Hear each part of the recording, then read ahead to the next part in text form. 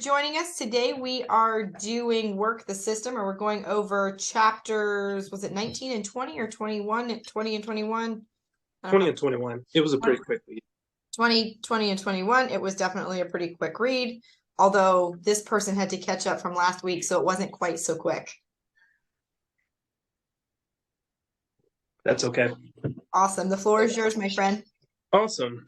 Well, jumping in, so chapter 20, The Circles of Pakistan. What is the author trying to communicate with this example? Does anybody want to kind of take a stab? Well, I think it's communicating that whether you have chaos or whether you have organization, that a system will run itself and that it's up to you if you want to put organization over the system and make it run like clockwork, or you can just be the car dude who jumps out in the middle of the circle and gets under your car and starts doing the repair. Totally up to you. But that's what I got out of it. Right. Anything to add, Alicia, Steve? I heard there are rules to either a Western circle or the Eastern style circle. They each have rules, even though they are complete opposites. And so I think his point was it doesn't matter what method you choose, as long as you understand and like announce the rules, it will function in the same way, just differently. Yeah, that kind of had me like just the thought of that, like driving through Manhattan or something, the traffic circles of Pakistan. It was like the way he described it. But that's and this book has gotten me thinking now, all right, about everything needs to be systemized. Like everything. Like even if it's a system that's this small. Like for example, I've got a when I get an internet lead that comes in, it automatically gets put onto a search and then a follow-up plan. But if they don't have a phone number, I don't have something built to where it just takes all the tasks out that say call somebody. And so every time I have to go in and just delete all the phone calls I'm getting ready to do, and I'm like, no, screw that. It'll take me 5 minutes to fix this right now, and then I won't ever have to do that again. I'll just go boop, boop, and it's done. So even that small thing that would save me 5 to 10 minutes a couple times a day, every day of the week, that adds up to like 45 minutes to an hour. You know, so just thinking like that is like, what can we systematize as opposed to the giant circles of doom? Right. Yeah, so I kind of took it as, just to kind of add on to what you guys are saying is really, there's really no difference in, how formal the system is, or even if you have a free-for-all system, it still kind of goes back through, like he was saying, the system's going to work 99.9% of the time. And then also, it's really kind of, so it's funny the way that he kind of describes the Pakistan circle. And as chaotic as the system is, it works in their environment. Because, he even talks about, everybody's honking, everybody's really cursing and getting mad, but they're almost kind of playing it as a game. It's like here we take it personally, we get out, pull a gun, whatever. But over there, it's just normal. It's just their environment, and that's how their system works. And there's really no sense in rehauling it. It's not like the system needs to be structured and formal like it does here in the West, because it works for them. They have their implied rules. They go as fast as possible, and honestly, they probably get there faster than we do. Right. But yeah, so I think this one, it was a relatively quick chapter, but I think it really kind of, breaks down, regardless of how the system is running, it's going to provide that result 99.9% of the time. And if you're considering all of your factors involved, you're going to have a system. You're going to have an operating system. It's going to work right every time. Well, for me, it was kind of a good example of how a haphazard system will continue to function until it doesn't. Because while those roundabouts may work in Pakistan that way, when he talks about, okay, somebody getting in an accident or having a car broken down, all of a sudden that system that's haphazard, I think, has holes and they become very relevant. And so to me, it was a good eye opener that while yes, what I've been doing will lead me to a nice financial outcome, that if I want to make it better or be able to dictate what that outcome is, the systems have to be much more tightened. Because if something was to happen in that circle of doom, then, you know, all of a sudden traffic's going to back up. And if the rule is don't move your car over, which it doesn't sound like it is, where it is here, then that impedes everything. So I do agree, while a haphazard system will function, I think there's a lot of room for error when there is a haphazard system. And there's, like, you know, to Steve's point, there's not a system for everything that functions at a high level. Right. Do you what systems do we have that are currently haphazard? And, you know, what are the results of those systems in our businesses? Any examples? I just think that it can always be buttoned up. I think any system that we have, you know, like when I first started getting internet leads on my KV core, I had, all right, I'm going to send this and this and this. And I realized I'm not automating the tasks to call people. I'm not automating the text. So you go back and you do that. And then you're like, well, I'm not automating this. I'm not automating that. And I think any realtor that you see that's humming, that's really rocking and rolling and doing, if they're solo, if they're doing that 10 to 15 million a year or whatever, or if they're a team and they're killing it, I think that's what they do. There's no system that's 100% done. Right. They're always, what can we tweak? What can we tweak? What can we tweak? Because there's always an extra 5 seconds, an extra 5 minutes that you can get, you know. I think for me, it's really a bird's eye view for everything. I don't know that any of my systems are perfected or in place. I think when you start as an entrepreneur, you know, when I'm coaching agents, it's one of the things I tell them consistently. You have one buyer, go put a system in place that will work for every buyer while you're working with this one buyer and work through the kinks. Because I think a lot of people, you know, entrepreneurs, what's their biggest goal? Well, I have to make money. I have to keep my doors open for tomorrow. Well, keeping your doors open for tomorrow, a lot of times has you doing the money making activities. Mm-hmm. And as we continue to read these books and continue to get, you know, more education on how to really run our businesses, all these books and all these things that we read tell us that we should not be doing the money making activities. We should be a keeper of the systems. And I think that that's probably the biggest system that needs help in my office, is learning how to be the keeper of all the systems and being able to let it go and saying, hey, Louie, you do this. Hey, Christian, you do this. Desiree, David, and having everybody where they need to be doing the tasks that they need to do. So for me, it's really creating a system and a mindset where I can function at a high level to create other systems to where my staff can do what they need to do so that we're all successful. Because one of the things that we do at a high level, we talk about goals. We talk about goals 3 times a year, 4 times a year, usually once a quarter at the beginning of the quarter. And I want to know, you know, are they meeting those goals? Because if my systems are in place, my staff should be being bonused at a super high level to where they're meeting all of their financial goals. And so to me, the system starts here with me. And I'm the biggest cog that's broken right now, because I just didn't start my business with systems. I started it backwards, how I think probably everyone does. Right. Unless they've read this book first.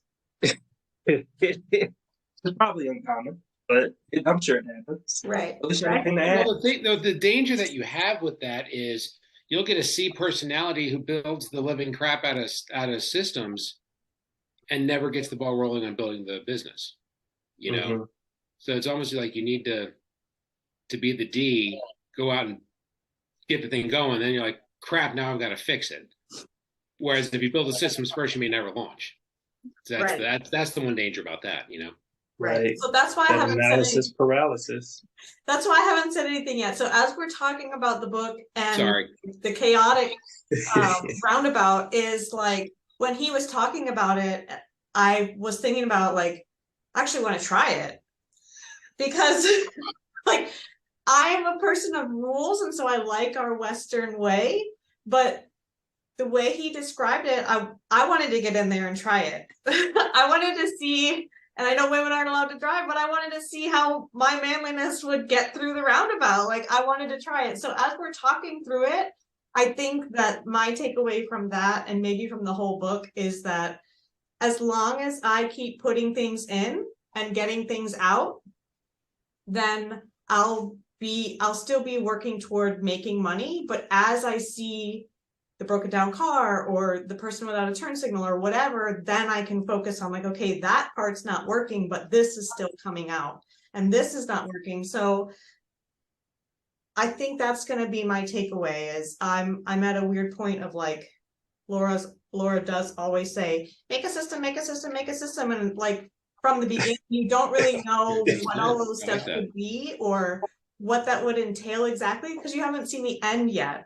So I like it. I'm gonna try the flush method. Just put it all in, swirl it around, and stuff will come out.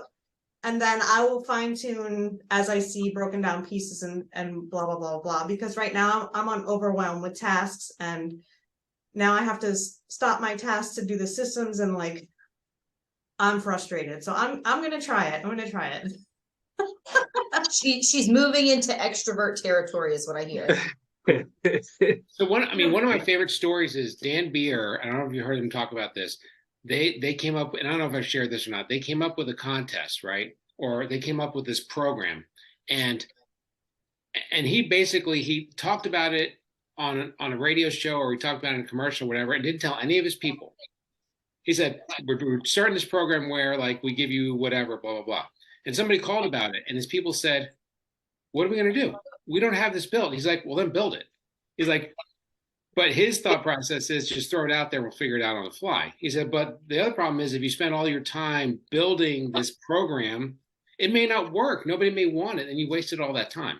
So that's a scary way of living, especially, if you're not quite the extrovert.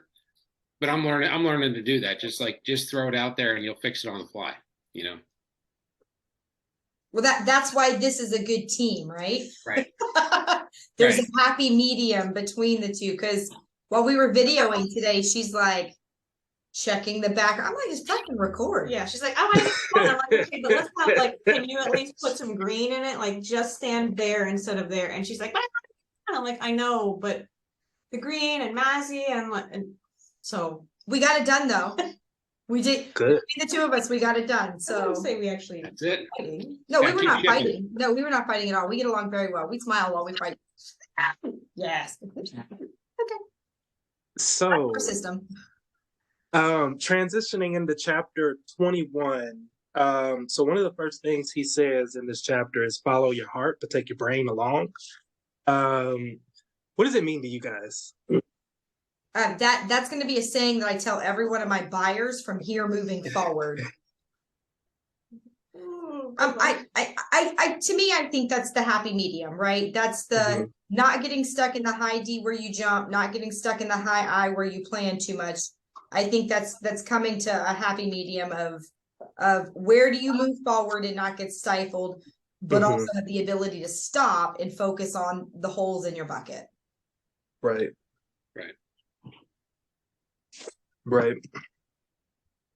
So, I would say, I feel like, kind of like we were just talking. So, analysis paralysis. I feel like that's kind of when the brain gets in the way, and then, kind of jumping too fast and not really, kind of having those haphazard systems. I guess that's probably too much heart. So, kind of like Laura was just saying, it's just a happy medium between the two, so that you don't get really stuck on either end. So I think we've had a bit of a theme as far as like with the books. So I think we all kind of pick usually one takeaway from the book. Is there anything that you'll take away that you'll apply in your business or personal life? I mean, for me, we know the importance of systems. It's one of those things where like, inherently, this stuff, like we see it, but like when you see somebody like write about it and put it into words or into word, like audio, whatever. And it's like, all right, now that you actually like put it to an outline and whatever, like, all right, that makes a lot of sense. Like we know, yes, I need to have a system. Mm-hmm. I know that. Like, so why didn't I do it very well for like 4 years or whatever? My first 4 years as a realtor, like Stacey White's the same way. Stacey White was a complete mess. Now he's got everything buttoned down like crazy. And part of his building his systems is he hired all the right people to help him build his systems. But that being said, he knew the importance of it. Mm-hmm. So now he's just rocking like that. So to me, it's just more of a kick in the butt to, all right, do this, tighten everything. Yeah. Every nut and bolt that you can tighten on the machine, tighten it. Yeah, Yes. I think my takeaway is very similar. For me, it's creating an environment where I will at least be cognizant of the holes in the bucket. I think that in previous years in running the business, that needs to be taken care of. And then in 30 seconds, I've forgotten about it and I've moved on to something else. And I think that, I don't remember what chapter it was, he talked about prioritizing the systems. And so I have, everything I'm doing, I'm now prioritizing. Every day in my life, there's lead generation, even if it's one call.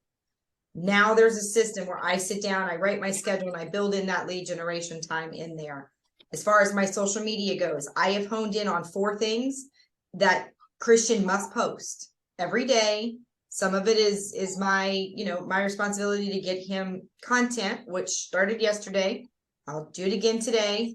We're going out, we're getting things on our calendar. And then I think, to Steve's point, my other big takeaway from this, and I don't know that it's a takeaway from this book, but it just happens to be what we're reading while I'm implementing, and that's making the right hires.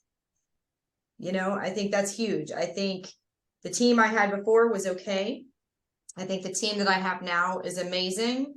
And I think understanding those relationships is going to be a big takeaway. Like Alicia and I, we've kind of worked through, what does this relationship look like?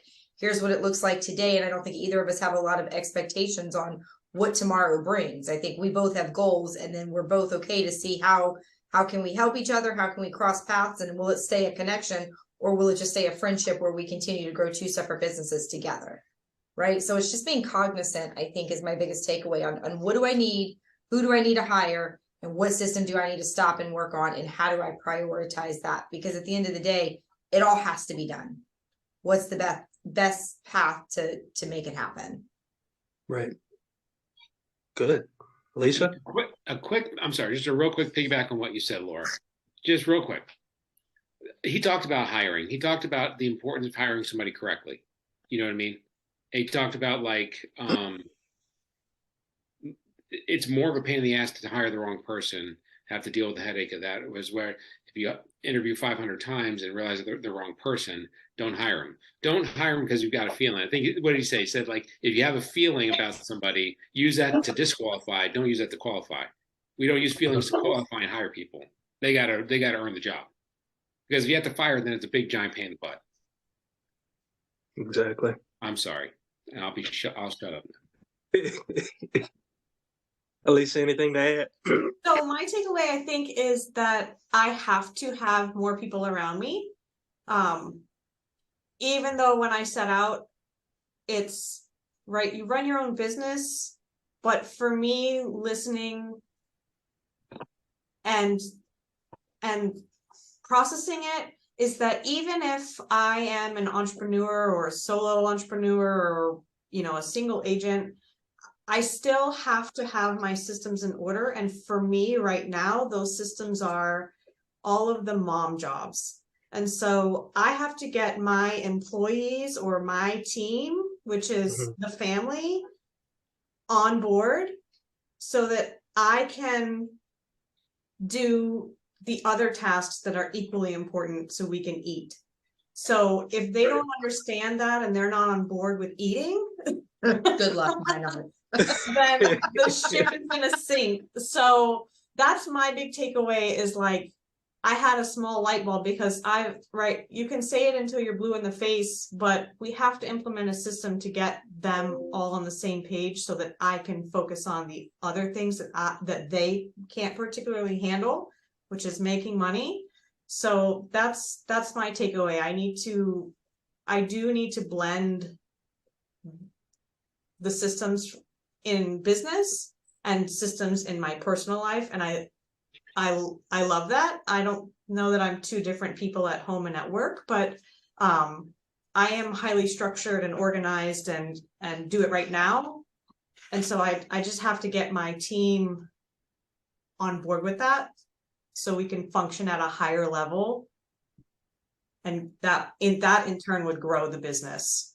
Well, and I think to Alicia's point, he talks a lot about in his book, his systems are awesome, but his employees have buy-in. Right. And I think that's probably another big, huge takeaway that we should all focus on a little bit is I don't care what your systems are. If the people working them don't have buy-in as to why they work, how they work, and all that kind of stuff, then they're not going to do them. They're not going to utilize them, and they're not going to function at the level that you would hope they would function, no matter how much time you spend on them. And so I think that's a good point. You know, I always like Google's perspective. Google pays you for 80% of your time is to do the work that they expect you to do. And 20% of your working hours is actually spent on systems and other programs that interest you. So like Gmail, that's where Gmail came from. It was somebody who was sitting around one day and went, why doesn't Google have an email account?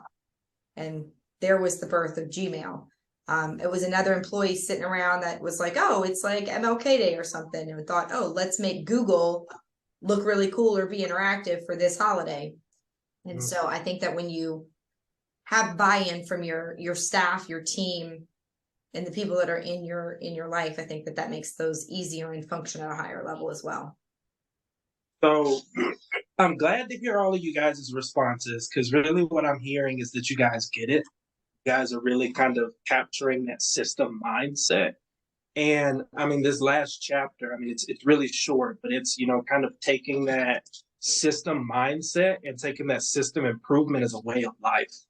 All of this stuff that he talks about, you know, even when you guys are just talking about like with the employees, I mean, if you guys are showing that example of the system improvement just as a lifestyle, you know, you get so much more buy-in, you get so much more involvement. But yeah, no, I love hearing you guys' takeaways. I would say my takeaway is just taking that systems mindset and kind of turning it into that way of life. So awesome. So we've had quite a bit of technical difficulties with this too. So for the last 2 minutes, is there any takeaways or any closing we want to kind of go over? I know a couple of chapters may have gotten missed. No, but I did like chapter 19. Communication, yeah. Awesome. Well, I am glad we got through the book. I'm happy to have read it one more time. Hope you guys feel the same. And that's the end of work. So did anyone listen to the epilogue? No. It just auto plays. Who has time It for does that? autoplay. So he likens the book. So he has his editor or some other person on his team, and he likens this to, so we just gave you a book on everything you need to climb to summit Mount Everest. But after reading the book, are you ready to book a flight and go summit? Well, no. And so it made me feel less crazy, because that's what I was saying last week or the week before that, is like, we keep chugging through these books and I don't have time to like process and implement it. And they're all really great ideas, but here I am. And so it made me feel less crazy that this guy is like, okay, we know we just gave you all the secrets and all the things you need, but you're still at base camp, and you have to have someone with you. You have to do the work. You have to blah, blah, blah, to actually get to the top. So that made me feel better that I'm not crazy. And yes, I should be looking at it as climbing a mountain and not as like, well, look at everybody up there just having a grand old time without me. So I like that. I listened to the end. I got another takeaway from that. So There you go. Sweet. Awesome. So what's our next book? yes. So the next book is The Go-Giver. It is I don't by want to law be a firm. go-giver. I want to be a go-getter. It's red. Who And- wrote it? I would say what timeline have we been We traditionally like to doing? try to read between an hour and a half, no more than an hour and 40 minutes, I think is kind of max. That gives. Oh.